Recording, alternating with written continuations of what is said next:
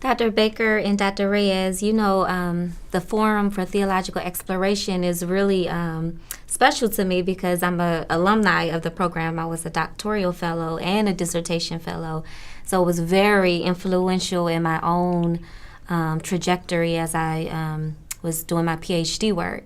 And so I want to know what you see as the relationship between what the Forum for Theological Exploration is doing and what we are doing here at the Yale Center for Faith and Culture with the Theology of Joy project. Yeah. So I can start from my perspective. I mean, FTE is a leadership incubator for the church and the academy.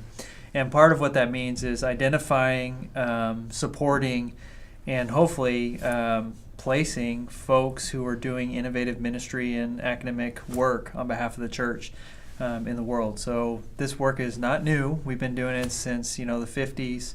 The doctoral side, the fellowship side, we've been doing since '68.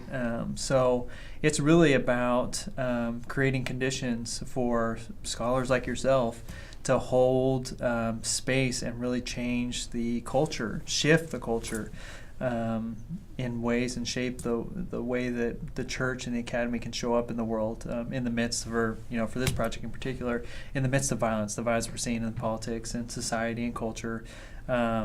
Scholars and the next generation of ministers, 18 to 30-year-olds, who are going to be stepping into leadership roles, have a real critical component to do that. So the leadership challenge for us is how do we equip them well, come alongside them and support them so that way they can be the leaders that they feel called to be in today's world. Right. So two things that intersect this work with the work at FTE. One is a series that I'm editing, a series of books with Chalice Press imprint and FTE's participation.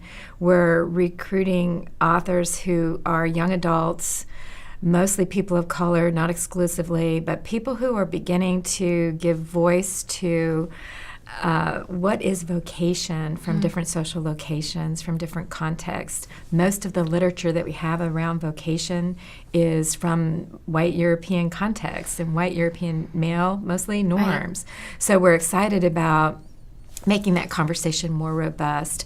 Patrick's book is the newest in the series, his is not the newest. We have a new one in the series, which is Stakes is High by Dr. Michael Waters, which is a reflection on race, hope, and faith in America from the perspective of an AME pastor who's been deeply involved with Black Lives Matters in his context in Dallas.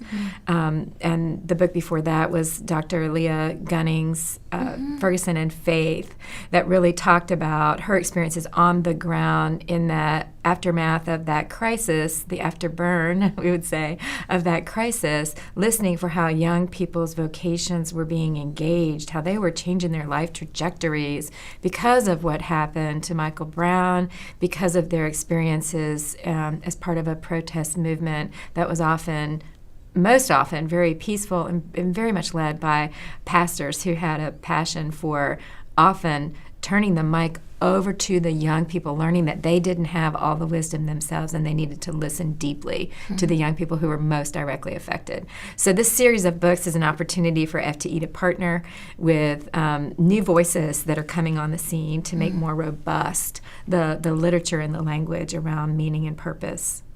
How does one live out one's life in response to the gospel in ways that are joyful, that create conditions for flourishing? So that's one way that the work interacts. The other thing that I've been thinking a lot about as we've been talking about violence as an inhibitor of joy is that the young people, I work most directly with the young adults who are discerning vocation through our work at FTE. So we have discernment retreats where we gather together 85 very diverse young people between the ages of 18 and 25 and help them see each other and help them see the possibility of the church as an agent of change for good in the world, which is tricky with that population, which tends to be spiritual but not religious, the larger category of nuns. And what I see in that community, especially as we work really hard to create leaders who reflect the changing demographics of our nation, to support leaders who look like, what our changing demographics look like. We're faced with the fact that folks need spaces to process the trauma of generational poverty, to process the trauma of the multiple kinds of violences that they may have experienced and the triggers that are at large in their communities, process that so that it can become fuel for their vocations as opposed to obstacles to their flourishing. So I'm mindful that our work is deeply tied to this work of allowing people to sit with the trauma, to sit with the pain, but to not get stuck there.